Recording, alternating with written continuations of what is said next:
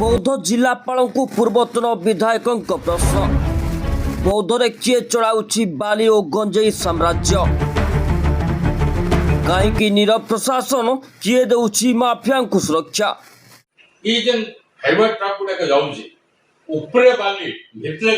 ବୌଦ୍ଧ ଜିଲ୍ଲାରେ ବେଆଇନ ବାଲି ଓ ଗଞ୍ଜେଇ ଚାଲାଣକୁ ନେଇ ସିଧାସଳଖ ପ୍ରଶାସନ ଉପରେ ଆଙ୍ଗୁଳି ଉଠାଇଛନ୍ତି ବୌଦ୍ଧର ପୂର୍ବତନ ବିଧାୟକ ସୁଜିତ କୁମାର ପାଢ଼ୀ।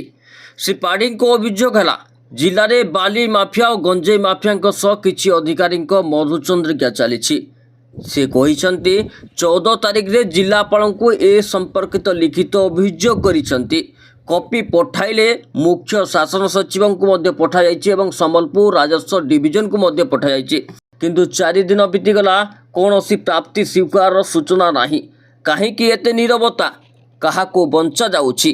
ଅଭିଯୋଗ ଅନୁସାରେ ଲିଜ୍ ସରିଯାଇଥିଲେ ମଧ୍ୟ ବେଆଇନ ଭାବରେ ବାଲି ଉଠୁଛି। 12 ଏକର ଲିଜ୍ ଉଠାଯାଉଛି। 40 ଏକରରୁ 2000 କ୍ୟୁବିକ୍ ମିଟର ଅନୁମତି ଥିଲା ମଧ୍ୟ ଉଠିଗଲା 3500 କ୍ୟୁବିକ୍ ମିଟରରୁ ଅଧିକା। ଡ୍ରୋନ୍ ସର୍ଭେ କରି ପ୍ରାୟ 10 କୋଟି ଟଙ୍କାର ରାଜସ୍ୱ କ୍ଷତି ବାହାରିବ ବୋଲି ସେ ଦାବି କରିଛନ୍ତି। ତେବେ ଏଠି ପ୍ରଶ୍ନ ଉଠୁଛି, ପ୍ରଶାସନ ଅନ୍ଧା କି ଚୁପି ରହିବାର ଲାଭ କେତେ? ଏଠି ଶେଷ ନୁହେଁ। ଜିଲ୍ଲାରୁ ଗଞ୍ଜେଇ ଚାଲାଣ ହେଉଛି, କିନ୍ତୁ ଧରାପଡ଼ୁଛି ବାହାର ଜିଲ୍ଲାରେ। ନିକଟରେ ସୋନପୁର ଜିଲ୍ଲାରେ ଏକ କଣ୍ଟେନରରୁ ପ୍ରଚୁର ପରିମାଣର ଗଞ୍ଜେଇ ଜବତ ହୋଇଥିଲା। ସେତେବେଳେ ସୋନପୁର ଏସ୍ପି ମନମୁଣ୍ଡା ଅଞ୍ଚଳର ପ୍ରଶାନ୍ତ ପ୍ରଧାନ ମାଷ୍ଟର ମାଇଣ୍ଡ ବୋଲି ସୂଚନା ଦେଇଥିଲେ, କିନ୍ତୁ ଆଜି ପର୍ଯ୍ୟନ୍ତ ସେ ଧରା ପଡ଼ିଲାନି। କିଏ ଦେଉଛି ସୁରକ୍ଷା? କାହିଁକି ଗିରଫ ହେଉନାହିଁ? କିଏ ବାଲିଘାଟର ଅସଲି ମାଲିକ? କାହିଁକି ଲିଜ୍ ଅଞ୍ଚଳରୁ ଅଧିକ ଖନନ ହେଉଛି? କିଏ ମାଫିଆଙ୍କୁ ରକ୍ଷା କରୁଛି? ପ୍ରଶାସନ କାହିଁକି ଚୁପ୍ ରହିଛି? ଏଭଳି ପ୍ରଶ୍ନ ଉଠାଇ ଏକ ସାମ୍ବାଦିକ ସମ୍ମିଳନୀ କରି ଚେତାବନୀ ଦେଇଛନ୍ତି, ଯଦି ପଦକ୍ଷେପ ନ ନିଆଯାଏ ତେବେ ଆରମ୍ଭ ହେବ ଜନ ଆନ୍ଦୋଳନ। ସାରା ଓଡ଼ିଶାରେ ବାଲି ଚୋରା ଚାଲାଣକୁ ନେଇ ପ୍ରତିଦିନ କିଛି ନା କିଛି ଖବର ପ୍ରକାଶ ପାଉଛି। ଗତ କିଛି ଦିନ ତଳେ ମୁଁ ବିଭିନ୍ନ ସୂତ୍ରରୁ ଖବର ପାଇବା ପରେ ବୌଦ୍ଧରେ ମୁଁ ବୌଦ୍ଧକୁ ଆସୁଛି। ବୌଦ୍ଧ ଜିଲ୍ଲାରେ ପ୍ରାୟ 6ରୁ 7ଟି ଖଣି ଲ୍ୟାଣ୍ଡ କ୍ୱାରି ସ୍ୟାଣ୍ଡ କ୍ୱାରି ଘାଟ ଯୋଉଟାକୁ କହୁଛନ୍ତି, ସେ ବିଷୟରେ ମୋ ଖବର ଆସିଲା କିଛି। ସେ ସମ୍ପର୍କରେ ମୁଁ ଆସିବା ପରେ 14 ତାରିଖ ଦିନ ମୁଁ ଜିଲ୍ଲାପାଳଙ୍କୁ ଦୃଷ୍ଟି ଆକର୍ଷଣ କରିଥିଲି। ଜିଲ୍ଲାପାଳ କେବଳ ସେ ଜିଲ୍ଲାପାଳ ନୁହନ୍ତି, ସେ ହେଉଛନ୍ତି ଡିଷ୍ଟ୍ରିକ୍ଟ ମାଜିଷ୍ଟ୍ରେଟ୍, ଜିଲ୍ଲା ଅଧିକାରୀ। ସବୁ ଜାଗାରେ ତାଙ୍କର ସମ୍ପୂର୍ଣ୍ଣ କ୍ଷମତା ରହିଛି ସେ ବିଷୟରେ ତଦନ୍ତ କରିବା ପାଇଁ। ନିର୍ଦ୍ଦିଷ୍ଟ ଖବର ପାଇ ସାରିଲା ପରେ ଗତ 14 ତାରିଖ ଦିନ ମୁଁ ତାଙ୍କୁ ଗୋଟାଏ ଚିଠି ଦେଲି, ମେଲ୍ କଲି।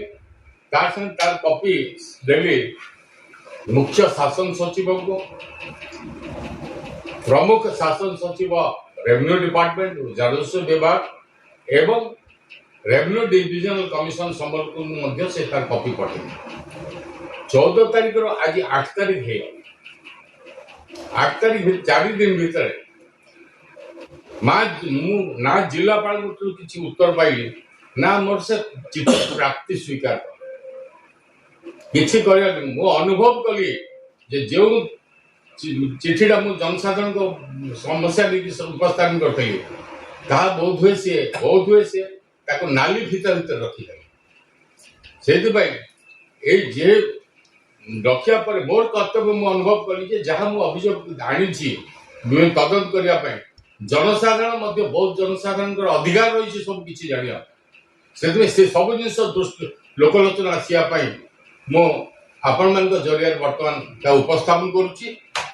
ଅଳ୍ପ ଦିନ ତଳେ ମୁଁ ସୋସିଆଲ ମିଡ଼ିଆରେ ଦେଖିଲି, ବୋଧେ ଗତ ମାସ ଶେଷ ସପ୍ତାହରେ, ଯେ ଜିଲ୍ଲାପାଳ ଯାଇ ଗୋଟାଏ ନିର୍ଦ୍ଦିଷ୍ଟ ଖଣି ଗୋଟେ ଘାଟକୁ ଯାଇ, ଏଇ ପାଖରେ ଥିବା ଘାଟକୁ ଯାଇ ରାତି ଅଧରେ ସେଇଠି ଗୋଟେ ରେଡ୍ କରିଛନ୍ତି। ରେଡ୍ ଯେତେବେଳେ କରିଛନ୍ତି ସାଙ୍ଗରେ ପ୍ରେସ୍ ମଧ୍ୟ ଯାଇଛି।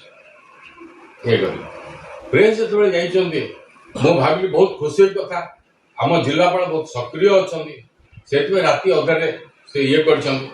ତାପରେ ଆଉ କୋଉ ଜାଗାକୁ ଯାଇଛନ୍ତି ବୋଲି ବିଭିନ୍ନ ତଦନ୍ତ ଖୋଜି ଆସିଲା ବେଳକୁ ସେ ତାପରେ ବିଭିନ୍ନ ପ୍ରକାର ତଥ୍ୟ ମୋ ସାମ୍ନାକୁ ଆସିଲା, ଯୋଉଟାକି ଆପଣମାନଙ୍କ ପାଖରେ ମୁଁ ସେଟାକୁ ଉପସ୍ଥାପନ କରୁଛି। गोटाए प्रथम रु आरंभ करी जे हरभंगा स्टैंड कर हरभंगा गोटे घाट रही से घाटर किए मालिक कौन मु जाने ना तार से जो टेंडर नहीं था से टेंडर अवधि सरी 16 डिसेम्बर 2025 टेंडर सरीवा परे भी से जगह आज भी से जगह ऑपरेशन चली बाली खोला चली कहीं दृष्टि देना प्रशासन तरफ पुलिस कार्यानुष्ठान विरुद्ध कर जी लीज होल्डर एरिया दिया 12.55 एकड़ वर्तमान 12.55 एकड़ बाहर से प्राय 40 एकड़ परमिट जंगल एरिया बाली उत्कलन कर सारे आपण मैंने जब देखिए बर्तमान से घाट बाली ना संपूर्ण भाव से जाए द्वितीय कथा जे गोटे सरकार नीति अनुसार जी भी बाली घाट नौ तार प्रदूषण निमंत्रण सर्टिफिकेट रहा दरकार जोटा कि कहते एनवायरमेंटल पॉल्यूशन सर्टिफिकेट से घाटर से एनवायरमेंटल पॉल्यूशन सर्टिफिकेट नहीं अर्थात सरकार दृष्टि द्वितीय घाट कहूँ साकुसिंगा घाट साकुसिंगा घाट यार मध्य अवधि सरी 16 डिसेम्बर 2025 ताको भी दिया से भाव में 12.55 एकड़ ये करे यार मध्य एनवायरमेंटल पॉल्यूशन सर्टिफिकेट नहीं ता सत्वे से आज पर्यंत चली एवं से दिया अलटमेंट एरिया प्राय अधिक 20 एकड़ जमी एक एरिया उत्तोलन कर आज भी से चली खोला खोली भाव चली दिन रात तापर आसतु गोटे घाट है दियांग घाट दियांग घाट दियांग घाट से अवस्था जदिव तार लाइसेंस अवधि सरी किंतु दिन राति सेटार बर्तमान ऑपरेशन चली बिना ट्रांजिट पास रे शह शह ट्रक आज जाऊ बिना ट्रांजिट पास हरभंगार भी होची साकुसिंगार भी होची तृतीय घाट को आसबि सुरुंडी सुरुंडी भी अलटमेंट एरिया जहाँ होता ताको अधिका समय आज उत्तोलन कर चली कंटिन्यूअस प्रोसेस बंद होने ये से मालिक सरकार से पाखे पहुंची पार कुष्ठमोहनपुर घाट कुष्ठमोहनपुर रे जहाँ ओरिजिनाली से अलटमेंट दिया जाता ताठू अधिका 20 एकड़ एरिया रो समान सफा कर सारे बाली बाली जाई सारा पर सेठी कौन है जो अलटमेंट है घाट को अलटमेंट होता कुष्ठमोहनपुर को 2000 क्यूबिक मीटर 2000 क्यूबिक मीटर जोटा कि से माने मार्च भीतर सारिबा कथा आज जनवरी किंतु मोर खबर अनुसार गत डिसेम्बर नवेम्बर मास सुधा ए 2000 क्यूबिक मीटर उठे सारी आहरी किसी अंचल बर्तमान से उठे एपर्यंत बेसरकारी हिसाब प्राय 3500 क्यूबिक मीटर अधिका उठे सारे से बाली माफिया उठे जे गोटे जगह अच्छी धौलपुर पाखे हरसुंकले ऑथराइज सेंटर किसी नहीं सरकारी कागज पत्र किसी नहीं ता सत्वे कहीं जन व्यक्ति ब्रिज सेपटो रास्ता निजे तैयारी करके बर्तमान सीधे बाली उठान अन्याय भाव चलती सरकारी कागज पत्र शुणी से किसी हरसुंकले घाट ना यही भाव चलती सब विषय को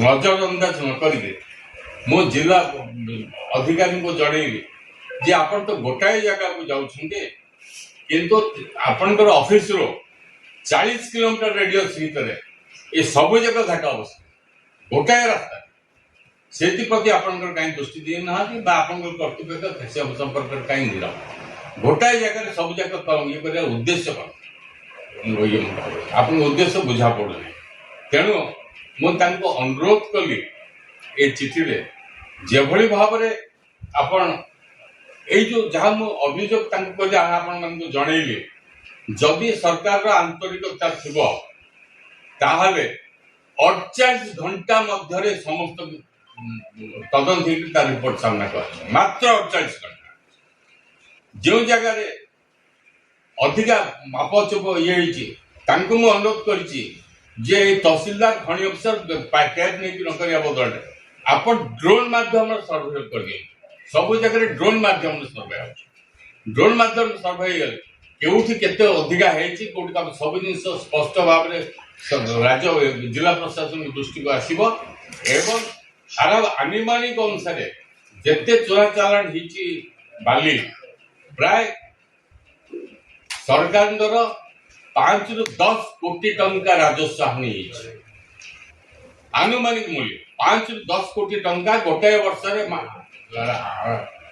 सरकार क्षति तेणु मु दाबी करुच्ची जो मैंने क्रिमिनाल माफिया रिलीज होल्डर जो मैंने अच्छा तदंत कर पेनाल्टी इम्पोज कर आदाय करा संगे संगे से जो टेंडर टाइम अच्छे तुरंत भाव कैंसल कर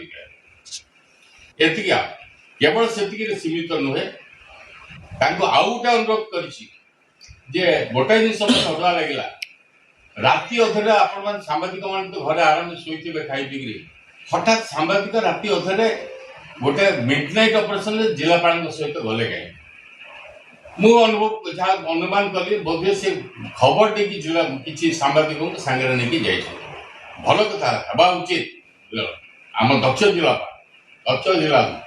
बर्तमान ये जो रिपोर्ट जहाँ मुझे आखि आगे थोली ये समस्त ड्रोन सर्वे पर कौन एक्शन नहीं एक्शन टेकन रिपोर्ट मोर चिठी उपरे से कौन एक्शन नहीं भाव सांबादिक सम्मेलन कर जना तो जहाँ बहुत जनसाधारण जापर संपूर्ण अधिकार ये सब से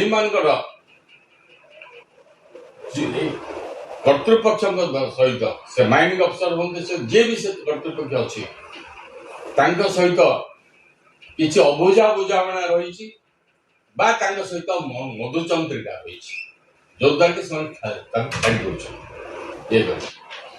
सारा जिले में वर्तमान गंजेई गोटे जगह भूई पलटि सारा जिला आपण मान भी सब जान समस्त जनसाधारण जानते किभली भाव में गंजेई चोरा चालान बाहर को पठा देश बहुत गुड़े आपण मान तो न्यूज पेपर मुझे आपण मान न्यूज पेपर मु देखे एटू एत है किंतु से सब जिनस मत लगुच धर्म को आखिटा केवल सरकारी नथि पत्र मासिक रिपोर्ट दियंती वार्षिक रिपोर्ट दियंती ताकू गोटे रेकर्ड करने किसी केस धरा हुए किंतु बड़ बड़ केस मैंने छाड़ी पूरा चल मु बेसी दूर तो निकट अतीत गोटे केस सोशल मीडिया देखी नागालैंड नंबर थी गोटे कंटेनर से कंटेनर तले सिक्रेट चेम्बर से सिक्रेट चेम्बर रे गंजेई बहुत जिला चोरा चालान बहुत पुलिस दृष्टि आसी पारे कि भगवान चलीगला सोबलिया पाखे दुर्दुरा भी गोटे जगह अच्छी से पुलिस अटके सोबलिया पुलिस अटकवा पर से अनुसंधान करू करू भर प्रचुर परिमाण गंजेई बाहरी से जो गंजेई बहुत दूर चली जाऊँगी धरा पड़ी ये आश्चर्य कथा जहाँ बाहरी भर गोटे प्रेस कॉन्फ्रेंस मुझे देखुली सोनपुर एसपी से कहले केते परिमाण केते क्विंटाल से बाहर ये करोट बाहर कौन हो से गोटे ना ने मनमुंडा थाना अंचल कई जन व्यक्ति प्रशांत प्रधान नोट कर व्यक्ति प्रशांत प्रधान से व्यक्ति ହଉଛି ଏଇ ଚୋରା କାରବାର ମୁଖ୍ୟ ସୂତ୍ରଧାର ତା କାର୍ପଟଟା ତାର ମାଧ୍ୟମରେ ସେ ତାଙ୍କ ପ୍ରାଥମିକ ତଦନ୍ତ ଯାହା ପାଇଛନ୍ତି ସେଟା ସେ ଦେଶକୁ କହିଲେ। ଆଜି ଏତିକି ଦିନ ଚାଲିଗଲା ପରେ କିଏ ସେ ପ୍ରଶାନ୍ତ ପ୍ରଧାନ ଆମ ଜିଲ୍ଲା ପୁଲିସ ତାକୁ ଖୋଜି ପାଉ। ବୌଦ୍ଧ ଜିଲ୍ଲାକୁ ସମ୍ପୂର୍ଣ୍ଣ ଭାବରେ ଗଞ୍ଜେଇ ମୁକ୍ତ କରନ୍ତୁ। ଯଦି ସେ ଗଞ୍ଜେଇ ମୁକ୍ତ କରିବାରେ ଅସମର୍ଥ ହଉଛନ୍ତି, ନିଜର ସାମର୍ଥ୍ୟ ପ୍ରକାଶ କରିପାରୁନାହାନ୍ତି, ତାହେଲେ ସେଇ ଅଧିକାରୀଙ୍କୁ ମୁଁ ଆପଣମାନଙ୍କ ଧରିବାରେ ଗୋଟେ ପ୍ରସ୍ତାବ ଦଉଛି ଯେ ବୌଦ୍ଧ ଜିଲ୍ଲାରେ ଯେହେତୁ ଶିଳ୍ପ ନାହିଁ, କାରଖାନା ନାହିଁ, ନିଯୁକ୍ତି ସୁଯୋଗ ନାହିଁ, ସେଥିପାଇଁ ଗଞ୍ଜେଇ ଚାଷକୁ ବୌଦ୍ଧ ଜିଲ୍ଲାରେ କୃଷି ମାନ୍ୟତା ଦେବା ପାଇଁ ସେ ସରକାରଙ୍କୁ ପ୍ରସ୍ତାବ ଦିଅନ୍ତି। ଗଞ୍ଜେଇକୁ କୃଷି ମାନ୍ୟତା ଦେବା ପାଇଁ ପ୍ରସ୍ତାବ ଦିଅନ୍ତି, ଯୋଉଟାକି ବଞ୍ଚି ପାରିବେ ଏବଂ ସେଇ ଯାହା ପ୍ରଡକ୍ସନ ହବ ଜିଲ୍ଲାରେ ତାକୁ ଖୋଲା ବଜାରରେ ଛାଡ଼ି ଦିଆଯାଏ। ଖୋଲା ବଜାର ତାକୁ ଛାଡ଼ି ଦିଆଯାଏ, ଲୋକ ଅଭାବରେ କରେ। ଯଦି ସେଠି ସରକାର ତାଙ୍କର କିଛି ରାଜସ୍ୱ ପାଇବା ପାଇଁ ଆଗ୍ରହ ପ୍ରକାଶ କରିବେ, ତେଣୁ ଏକର ପିଛା ସେ କିଛି ରୟଲ୍ଟି କଲେକ୍ସନ କରେ, ଯଦ୍ୱାରା କି ସମସ୍ୟାର ସମାଧାନ। ଛତିଶଗଡ଼ ଯାଉଛି, ଏପଟେ ଆନ୍ଧ୍ର ଯାଉଛି, ଏଇ ଯେନ୍ ହାଇୱେ ଟ୍ରକ୍ ଗୁଡାକ ଯାଉଛି, ଉପରେ ବାଲି ଭିତରେ ଗଞ୍ଜେଇ, ଉପରେ ବାଲି ରହୁଛି, ଭିତରେ ଗଞ୍ଜେଇ ଭର୍ତ୍ତି ହେଉଛି। ସେ ଗଞ୍ଜେଇ ଉପରେ ଦେଖିଦେଲେ ବାଲି ଅଛି ଛାଡ଼ିଦେଲେ, କିନ୍ତୁ ଭିତରେ କେତେ କେତେ ଗଞ୍ଜେଇ ଯାଉଛି ସେ ପଡ଼ିବ। ଆଉ ବେସିକାଲି ମୋର ଖବର ଅଛି ଗଞ୍ଜେଇ ବେଶୀ ଚାଲାଣ ଆନ୍ଧ୍ର ସାଇଡ୍ କୁ ହଉଛି, ଆଉ ଇ ପଡ଼ିବ ଆଉ କୁସାସିଙ୍ଗା ଘାଟ ଆଉ ହରଭଙ୍ଗା ଘାଟ, ସୁମନି ଘାଟ, ତିନିଟା ଘାଟ ଖବର ଅଛି।